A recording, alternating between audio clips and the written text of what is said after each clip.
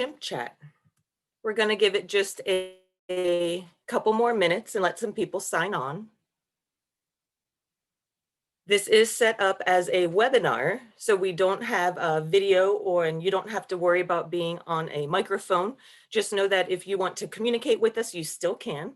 You can just look down at the bottom of your screen and you can use the little Q&A icon and you can send us a question at any time.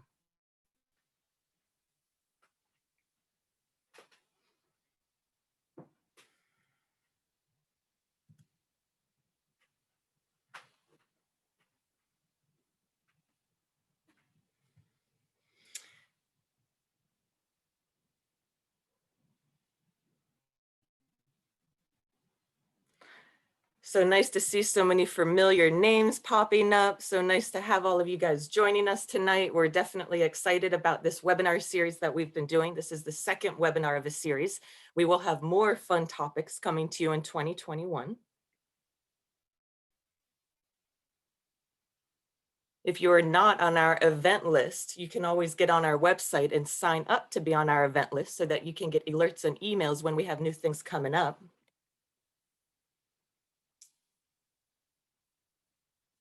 Yay, and as we have more and more people signing on, for those people who are just now joining us, as we go through the webinar, if you want to send us any questions, please know that you can. You're just going to use the little Q&A icon down at the bottom of your screen.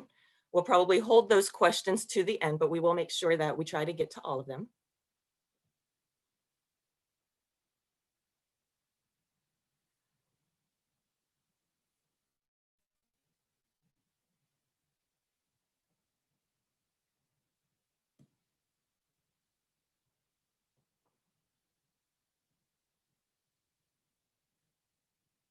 And a big thank you to everybody signing on. Big thank you to everybody taking the time out of their evening to join us for this episode of Chimp Chat. Happy to see so many familiar names joining us. For those of you guys just popping on, last time I'll give this little reminder. This is a webinar platform, so we don't have the chat set up, but if you want to send us a question, please know at any time. You can just look towards the bottom of your screen and use that little Q&A icon. We'll try to get to all those questions towards the end of the webinar.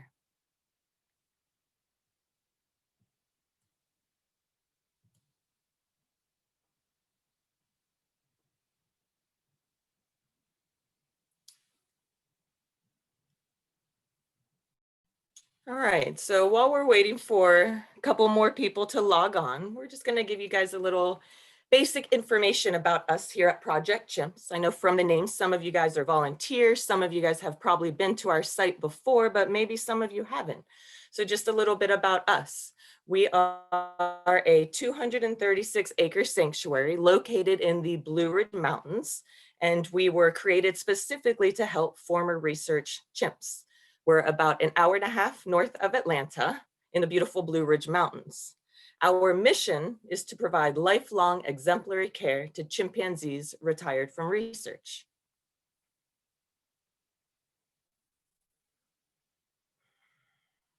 So we have been around since, really, we were formed in 2015, but we started welcoming our first chimps to our property in 2016. And we are bringing all of the chimps from the New Iberia Research Center, which is associated with the University of Louisiana. We have brought 80 chimps to residence, and we currently have 78 chimps living with us. And in this picture here, you can see our little travel trailer, which is what the chimps go in when they're transported from the lab to sanctuary. And we can bring 10 chimps at a time from the lab to sanctuary.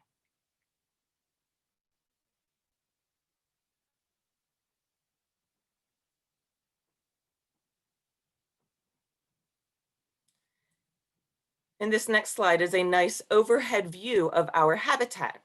We call our habitat the Peachtree habitat. It's a 6-acre habitat that's divided into a north and a south section.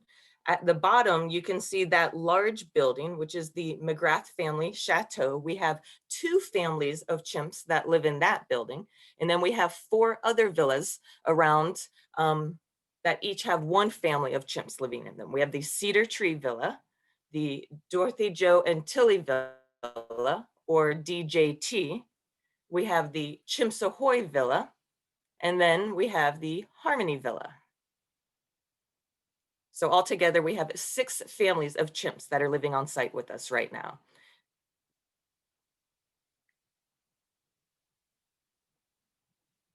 This is a little view inside the villas.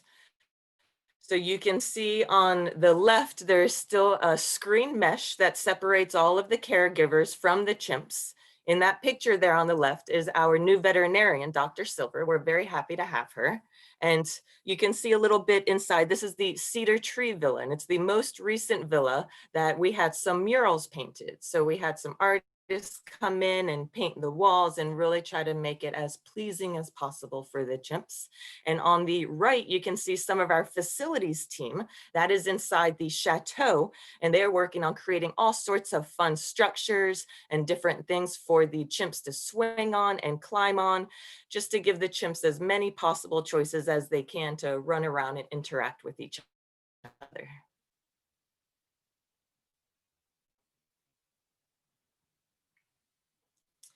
And this is in the center, one of our caregivers, Joseph, just showing you some of examples, some sweet potatoes there, one of the chimps' favorite, but we really try to give the chimps a wide variety of produce. They get 3 meals a day with a wide variety of fruits and vegetables and nuts. Sweet potatoes are definitely a favorite, but they have other favorite, like things you wouldn't think of, onions and all sorts of things, but they get a nice wide variety of healthy foods.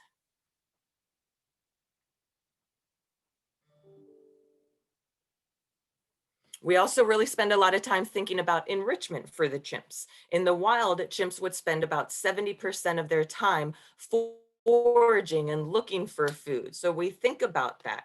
On the left, there's a Beverly, one of our caregivers, and a little wheel that we've created where inside each one of those bottles is a different type of sweet treat. So the chimps are on the other side, and then they have to go and find a stick or find some type of a tool that they can then use to get in those containers and get some of that sweet treat out. And on the right, you see some of the chimps at one of our termite mounds. We have a termite mound in both the north and the south habitat. And while we do not put termites in them, actually everything we feed the chimps is all vegan. What we do instead is we will fill those little holes with things like applesauce and honey and sweet treats like that. And the chimps just love it. And without further ado, our speaker tonight is Tawnya Williams. Tanya has been a caregiver at Project Chimps since 2017, and she was recently promoted to supervisor.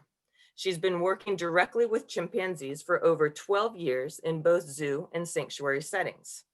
Tanya brings a wealth of experience and knowledge to the PC staff, and she oversees the chimps and the care teams in the DJT, Chimps Ahoy, and Harmony Villas. Without further ado, here's Tanya. Hi, everybody. All right, let's see if I can. All right. So that's a little bit more about me. I have 20 plus years experience in exotic animal care and operant conditioning. Operant conditioning is training the chimps to help us with their health care. You see me on the right there doing stethoscope training.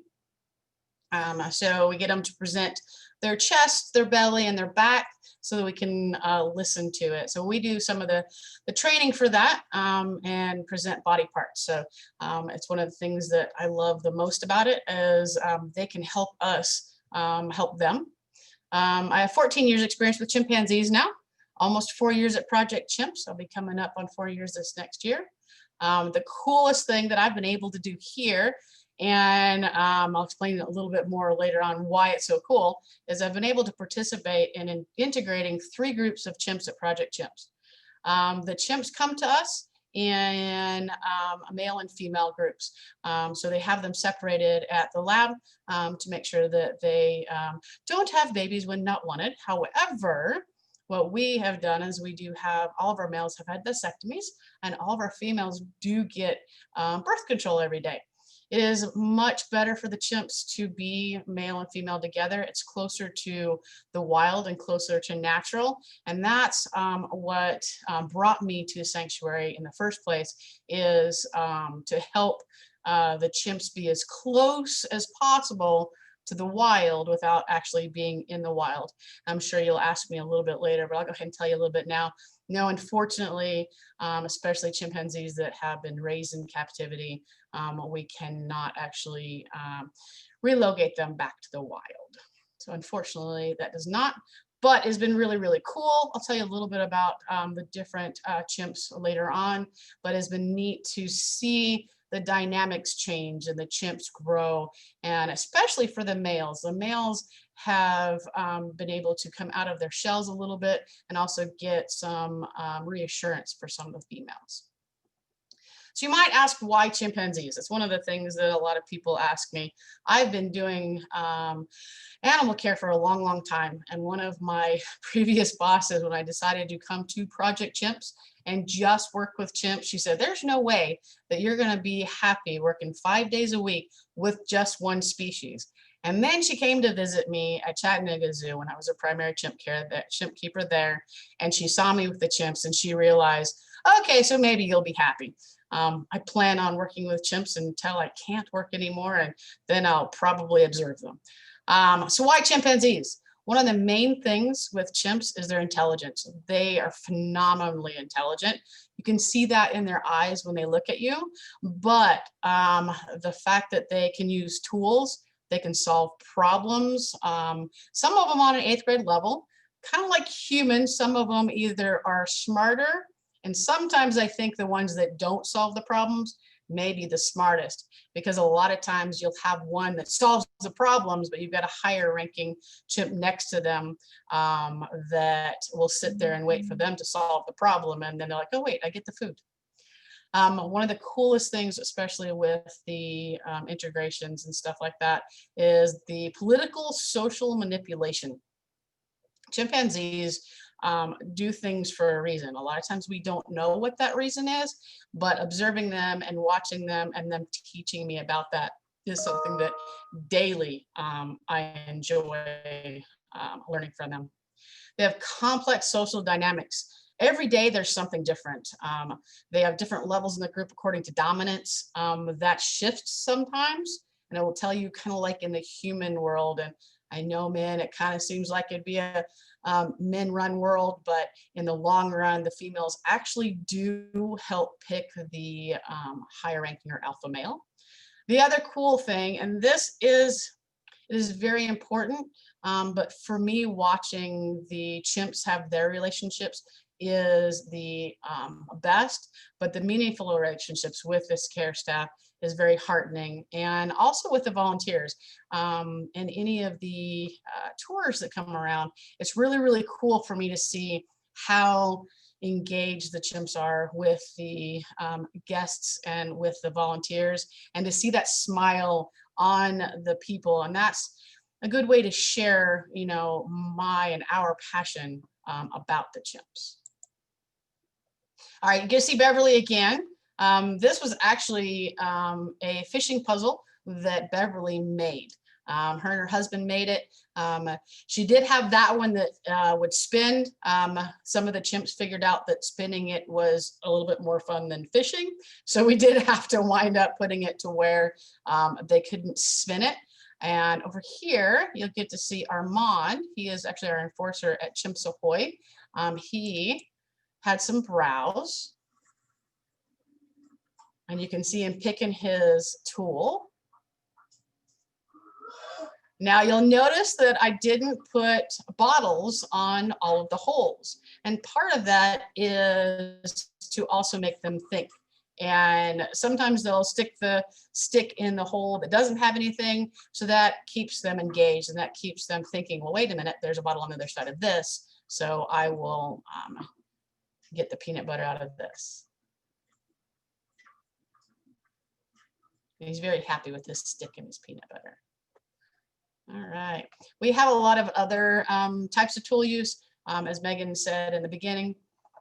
We do have the termite mounds, and even with the termite mounds, there's not actually something in every hole. We'll change it up and we'll put them in different, so it just keeps them more engaged and it keeps them thinking and it keeps them learning. Problem solving. This is our genius Emma, and this is actually a puzzle feeder that we had a basic one before, but then one of our caregivers, Alan and Fred, actually helped him change this up a little bit to make it a little bit more chimp safe as far as them breaking it. So this is actually made of decking, and then it's got a plexi on the front, and you'll notice it's actually called a maze puzzle. Oops, sorry guys. I need to play it. There we go. So you'll notice that there's peanuts in that. And it's kind of like those old maze games that we all had when we were kids. Actually, it's chickpeas. So there's chickpeas in there. So she has to turn that around and try to get the chickpeas out the hole. We do several different things like that to get them to figure it out. We also trade it up and move it around. We do a type of third enrichment. We call it a third enrichment, but just a different enrichment. So they don't get it every day. So that makes it kind of like if you have kids at home, if you take the toys and put them up in a box and then later bring them back, they're like, oh, wait a minute. Some of the chimps will figure this out pretty quickly. You may have seen on Facebook, and you probably will see it again. We do have a chimp named Luke. When he first, and of course, you know, he's the boy. When he first started figuring them out, he got mad at it and threw it. He, however, has since figured out how to get the peanuts out. So he had to learn a little bit of patience, and eventually he figured it out. All right. Complex social dynamics. This is something, even though I've been working with chimps for 14 years, every day I'm amazed at how they deal with issues, all of the different ways they play and the ways they solve problems. So the hierarchy, they have different types of leaders. We do have high ranking, and most of our villas do have an alpha male and an alpha female. Some of the younger ones are still trying to figure out what an alpha should be. We have benevolent alphas, and then we have alphas that kind of tend to do the bullying a little bit. They kind of lead with a heavy hand. Some of ours are learning to kind of temper that a little bit. We also do have high ranking or alpha females. Alpha females and alpha males do share some responsibility. We also have sometimes a beta in the males and the females. Armand, the one that you saw doing the puzzle feeder, he's actually what I call he's an enforcer. So that beta is an enforcer. And a lot of times they are the ones that actually deal with the issues that come up, kind of like the big brother or whatever, and mom and dad. The alphas actually hold off a little bit and then they'll go interfere. Show you a little bit more as far as Chimps Ahoy goes in hierarchy. Growing up challenges, just like anything else, we have some young kids that haven't really figured out if there's good choices sometimes when they're interacting with others. Sometimes they'll play a little rough. We've got males that are younger and play a little too rough with the females. We have some younger females that play a little rough with the males, but then when the males play rough back, then they get a little upset. And they do use sex for political moves. We have some very savvy females that have figured out how to keep themselves higher up in the ranks. And I do encourage everybody to read Chimpanzee Politics by Franz de Waal. I've read it like 4 times and I always go back and read it. I'm like, oh, that's what he was talking about. So this is a very good book and it does help you understand the politics a little bit. Non-verbal communication is Very important between the chimps, but it's also important between the care staff and the chimps, especially if you have a lower ranking chimp that doesn't necessarily come up as quickly to get their food or things like that. So you kind of sometimes do a head shake and make eye contact or even point somewhere, and they pay attention to you and they can move to another spot. But they also do head bobs. You'll get to see a video of that. It's really cool. They'll do head bobs. They'll also reach out and hold their hand up. They do hugs, and they're very slight cues sometimes. And a lot of times what I'll say is when I hear screaming, I'm like, well, somebody got the feelings hurt. And then of course, verbal communication. Just like I said, they're screaming. They have some really cool ones though. Probably my favorite, I might try this. We'll see how I do. My favorite is the end of a pant hoop display from a male. So I'm going to try it. So males will do kind of a display. They do it for several different reasons. They'll do it to show dominance. They'll do it to threaten other chimps. Maybe they hear them in another villa, but they kind of start a little bit differently with each one. We do have one chimp, Rocco, that is a little confused. He does a grooming noise, which is unfortunately, that sometimes is his lead up to his display, but most males will do like a pat or even a clap, but then they start a pant hoops. We'll see how I do on this one. So I go, ooh, ooh, ooh, ooh, ooh, ah. And the end of that did not sound as cool with me, but the end of that is my favorite. It's like the release of the tension. You will also have some males that are lower ranking. They're very, very smart. They'll actually go into a room that there are nobody else, but that tension is up there, and then they'll display at a corner because the corner does not get offended. They do a panting. They also do laugh. And it's really kind of cool when they get all tickled and excited, and they'll do a little laugh. But the pant grunt also, so they'll meet each other, go, ah, ah, ah, ah, ah. And then they'll do a pant. And it's really cool to hear them interact with each other and to interact with us. All right, here's a fun one. So this was actually introductions at Chimps Ahoy. You'll see Kirk here on the left. Kirsten is approaching him.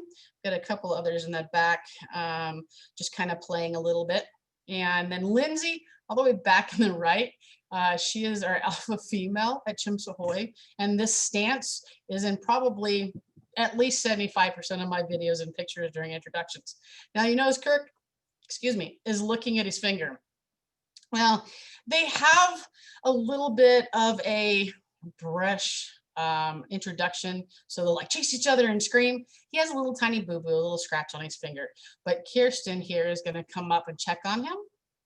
And let's see what they do here.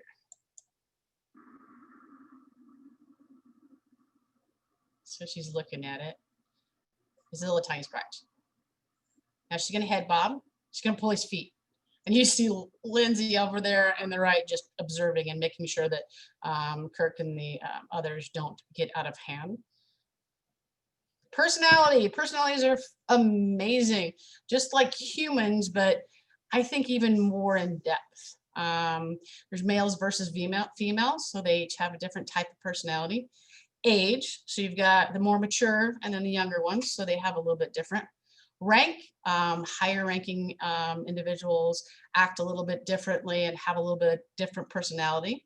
And then individuality, I can say that. Each one has their own individual personality. And that in itself is something that you just it just keeps bringing me back to them and just watching them individually respond to each other. They individually respond to items in their area, new things, and then of course human interaction. I'll tell a little bit more about human interaction. Human interaction is very important. I said the operant conditioning, and we are taking care of them, and they need to trust us, and we're part of their group, so it's very important. All right, telling you a little bit about males versus females. These are two very good looking chimps here.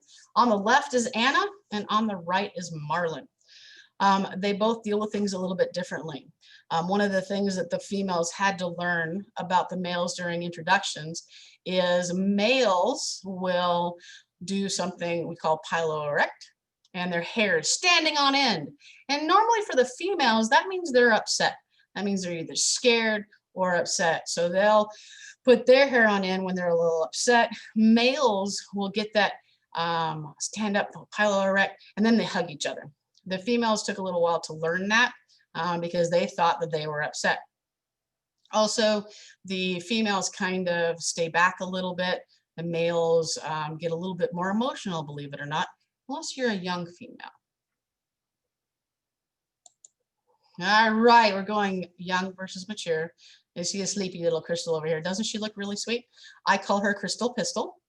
And then, of course, Jill is on the right. They are in the same family group. And Jill is actually Arthur's mom. Arthur's also in there. So there's a little story behind that as far as young versus mature. Crystal, before they got integrated with the males, would kiss up to Jill, would always sit with Jill, would be really nice to Jill. Well, Crystal decided that when they got together with the males, that Crystal was going to test her chances a little bit. So she actually tried to get the males to go after Jill or punish Jill. And Jill, being the mature female, was very calm about it and kind of taught Crystal a little bit of just kind of made Crystal be a little bit more careful with what she was doing. Crystal, however, has learned to be very manipulative.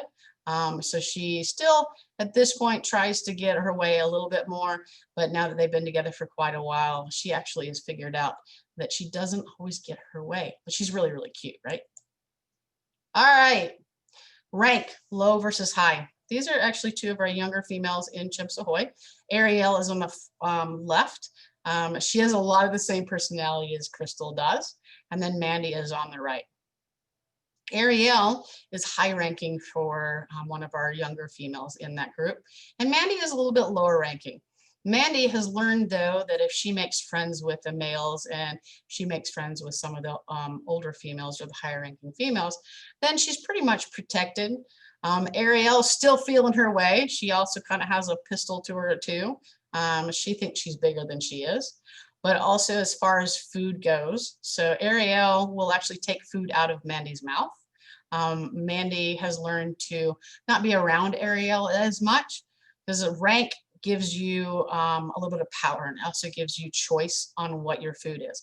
Now, however, we want to make sure that everybody gets the food that they should get. We do have a breakfast that we hand feed. So they get vegetables and fruit hand fed in the morning in a hopper. You saw a little bit of our indoor. So there's a little thing that we basket on the outside and we just drop that in. We have figured out who to drop in when, and they have also figured out, so they'll move around. And we don't drop Mandy's food at the same time we drop Ariel's food. So that gives you that a little bit. We do also do a lunch, which is a foraging. So the foraging is a scatter. So it's vegetables, leafy greens, and those are chopped up and we'll scatter them in the bedrooms and the porches and also in the habitat. And that's more of a foraging. They're able to do more of a foraging. And then we also will do the PM, which is another fruit and vegetable. And usually it's whole. It's really encouraging for them to have the whole items because it's a little bit more natural. Sometimes with Mandy, we'll cut it up a little bit just so that we can get it to her in case Ariel is zooming in on Mandy. All right, let me see here. Okay. And then Jarita and Patrick. So that's individuality. These are actually our alphas for now they're in Cedar Tree. They were in DJT. They've been moved to Cedar Tree, so they get to check out the new murals, which they really, really like. You can kind of see a little bit difference in the individuality of these two anyway. Jarita is a little bit more aloof. She does pay very close attention to what's going on. She does take very good care of her girls and even the males. Patrick's a little bit younger than Jarita, so he is kind of new to the alphaness, but he has definitely gone up and groomed Jarita, and he's very careful to make sure that he makes friends with her. Patrick, however, doesn't pay quite as close attention as Jarita does to what's going on in the group. Patrick lets Taz, who is becoming his second, kind of deal with some of the issues first. But I'll tell you this, if Jarita calls, Patrick's there.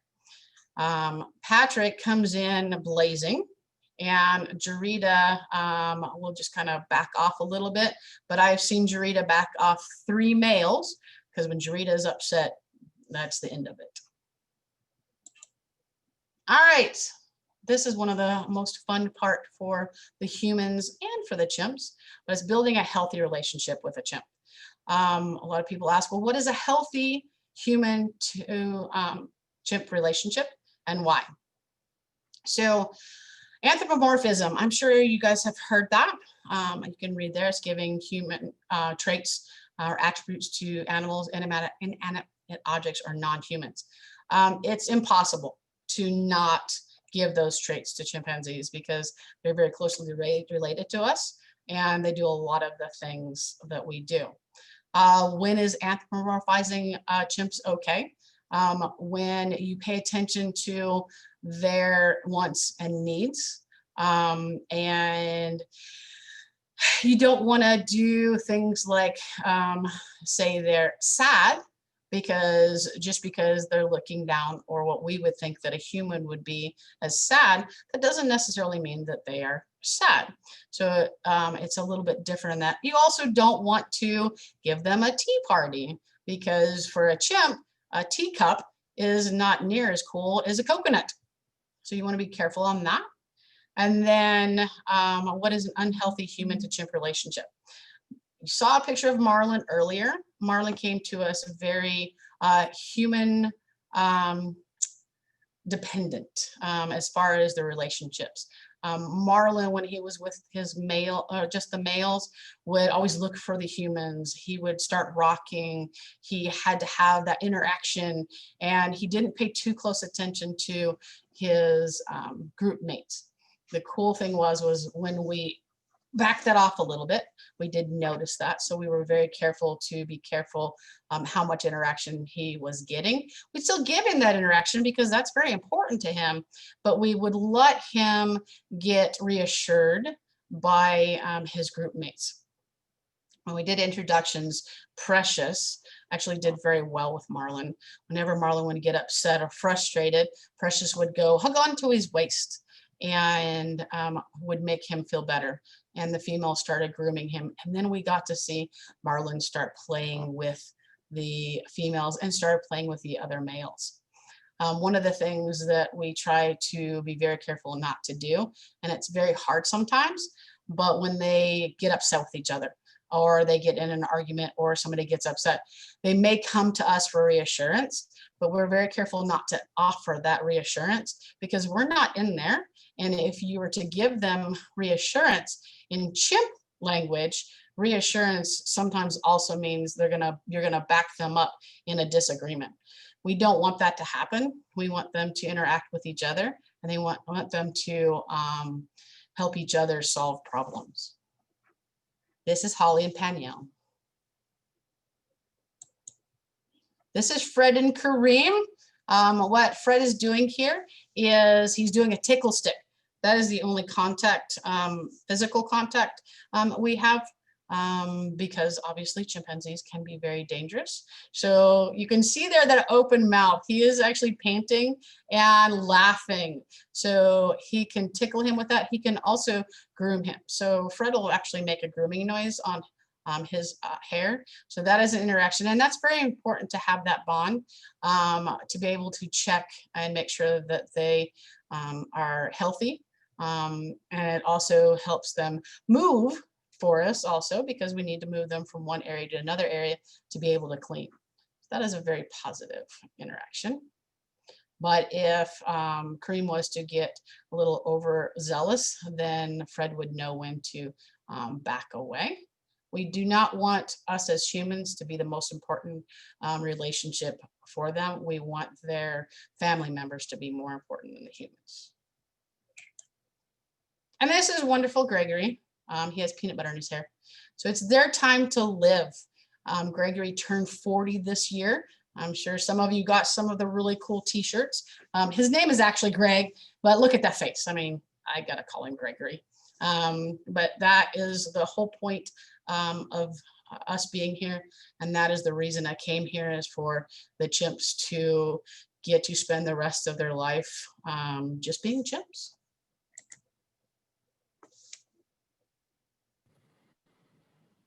Wow, thank you, Tanya. That's fantastic. So I invite you guys all to check out that Q&A icon at the bottom of your screen. And if you have any questions, please go ahead and submit them to us. And first question coming in, Tanya, who's that on the screen behind you? Who's on your screen? Your screen. Sorry about that. That is Cassie. Cassie is actually going to be focused a lot on pretty soon, right, Megan? Yes, she is. Cassie is going to be our mascot in the Knuckle Down Challenge, which is a fitness challenge that we are going to be hosting in the month of January, and registration for that opens tomorrow. So we invite you guys to join us for this next challenge and help us to raise more money and bring more chimps to the sanctuary. I will tell you, Cassie is doing very good on her exercise regime. We're doing some laser pointing with her. She has lost, thanks to the boys and having to go around a little bit. She actually does help Lindsay some in the group. She's actually lost 2 kilograms. Amazing. So here's a question, Tanya, can you integrate different individuals into a consolidated family group? Yes, definitely. Can you ask that question again? Can you integrate different individuals into one family? Yes, we actually, as you can see in the beginning, we did, we have added, 10 chimps to 9 chimps. We do it as far as the chimps go. So it's basically on chimp time. We do a lot of observing, and we call it kind of howdies, so they can kind of see each other from mesh to mesh. And then we take some different notes about it. And then we kind of figure out who might go well with each other between it. And we do integrate the chimps in together. Nice. I hope I answered that. Fantastic. And then we have a couple questions related to this, but it seems like folks want to know about how the chimps usually spend their time between the indoors and the outdoors. Actually, it's really cool because it's individual. One of the reasons I did come to Sanctuary and from the zoos are awesome, but a lot of it is driven by the public. Here, the chimps have the choice. We give them that choice to go out into the habitat, go out into their open air porches. Now, they always have access to their open air porches, and they have access to their indoor climate controlled. Some of the chimps really like to go out into the habitat. Some of them don't really care to go out. Some of them go into the tunnels. Some of them are a little too hesitant. We give them that choice, and the choice itself was one of the main reasons that I wanted to come to Sanctuary. And so if they wanted to be a homebody and wanted to hang out inside, then they could do that. We do bring a lot of the outside in for them. We'll do like the browse on Armand. Armand does like to go outside, but we bring that browse in daily so they can still get part of it. We do also try to encourage them to go out.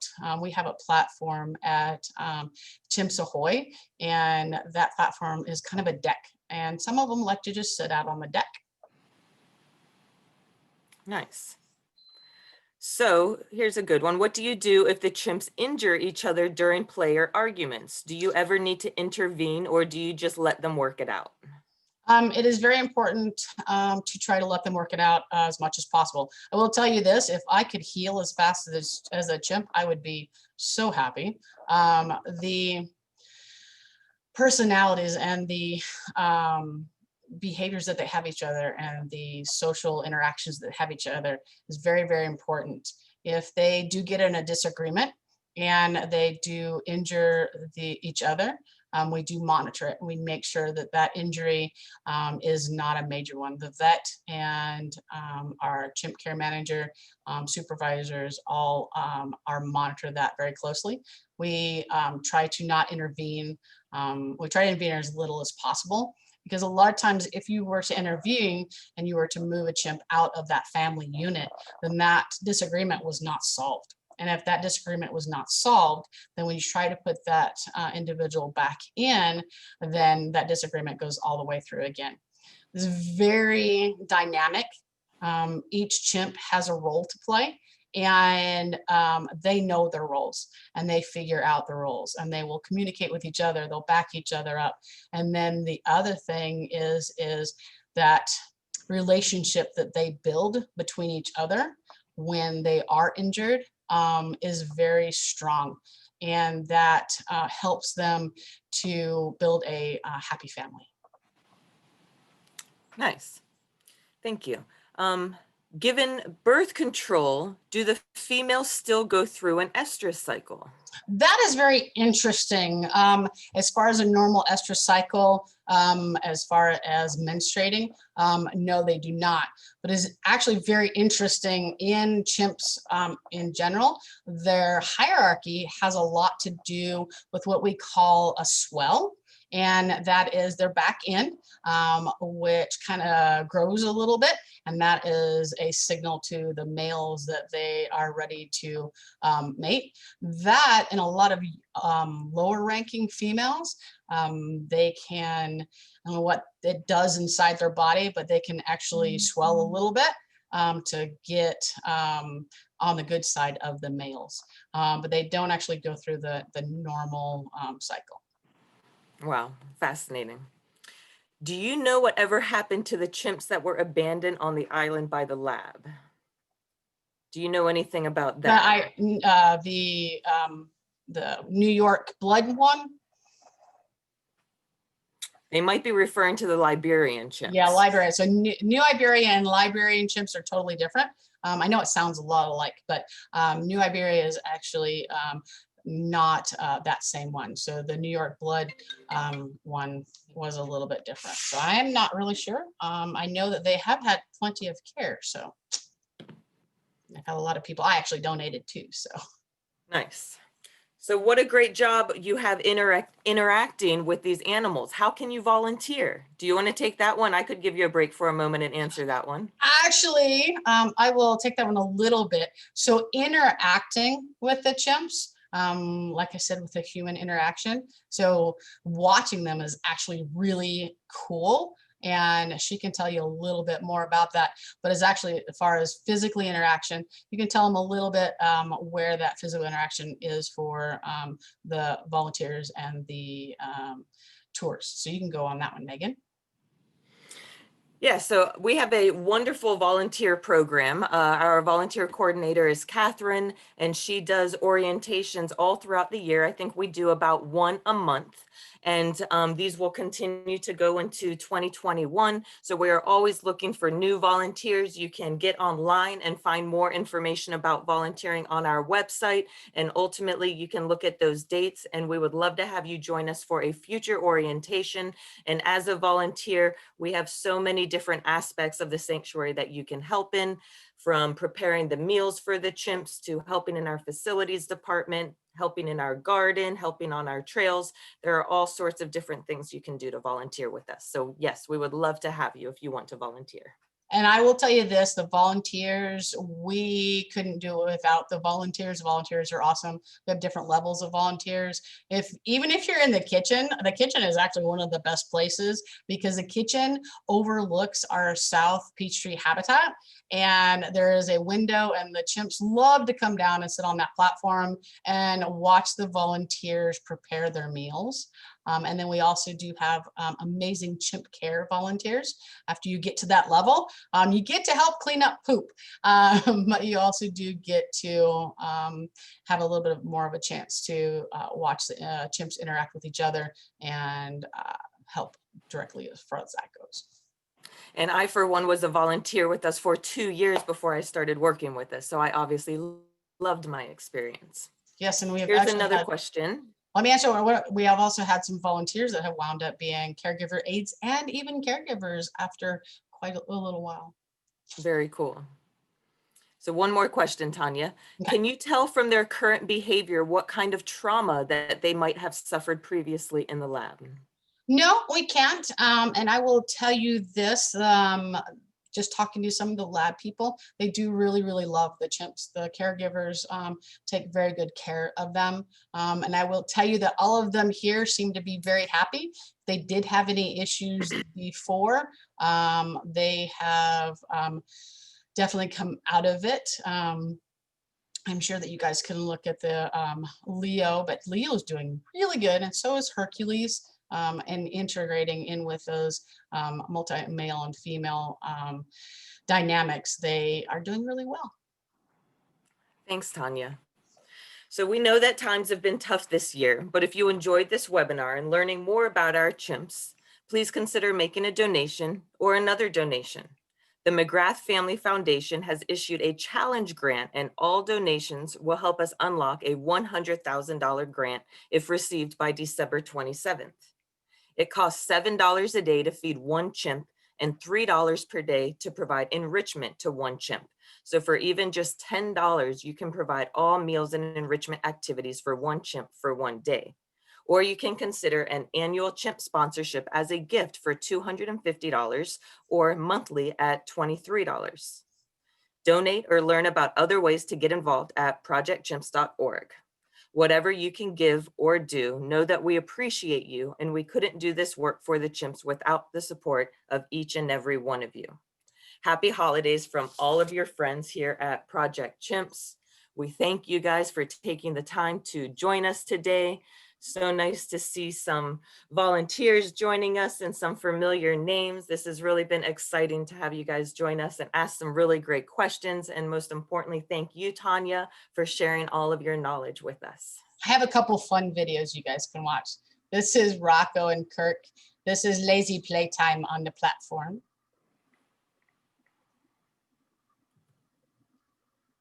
They like to mouth each other. Here, while we're watching this, one more question did come in. Have you met Jane Goodall? I have not. I would love to meet Jane Goodall, but I have not had the chance. Maybe she'll eventually come see us here. Nice. So we have lots of thank yous coming in, lots of words of appreciation for you, Tanya, coming in. Can you guys hear that? Let me go back just a little bit on this one. You hear that panting?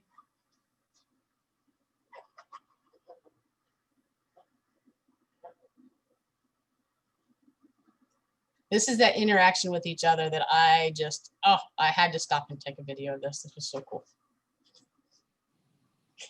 And believe it or not, Rocco right there on the bottom, when he, right before he was integrated into the male group before he came here, was the alpha of that group, but he got integrated before he came here, and now Kirk is. But look at that interaction. So that interaction right there keeps Rocco and Kirk's relationship very close and works out really well.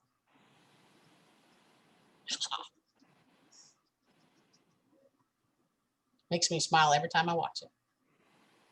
This one's a little bit longer than I have a couple other for you guys too. Because you know, we all love the videos of the chimps. While we're watching, here's one more question coming in, Tanya. Okay. Do you know what type of experimentation the chimps experienced? Thankfully, I do not. All I know is what they get here, and that's an amazing life, and that is my goal for being here.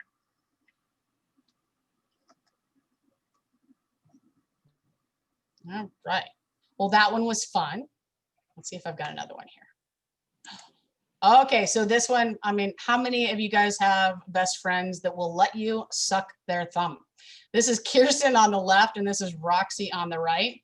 And Roxy likes to suck on Kirsten's thumb. As a matter of fact, the other day, she walked up to Kirsten, grabbed a hold of her hand, and stuck her thumb in her mouth.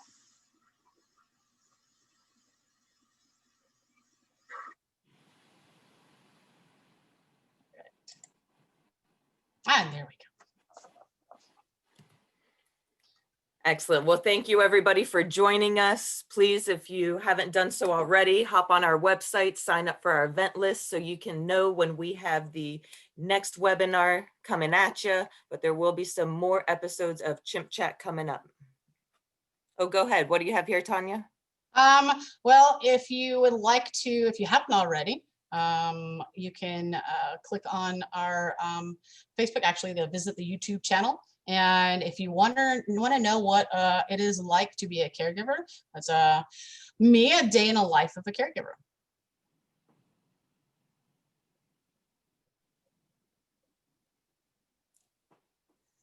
Awesome. Thank you for sharing, and thank you everybody for joining us.